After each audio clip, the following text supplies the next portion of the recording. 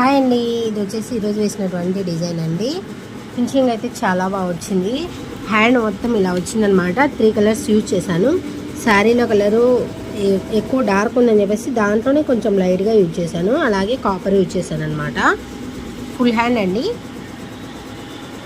దీని కాస్ట్ వచ్చేసి 1000 రూపీస్ తీసుకున్నాను. దీని శారీ వచ్చేసి ఇదన్నమాట. శారీ బార్డర్ అయితే మొత్తం ఇలా వచ్చింది.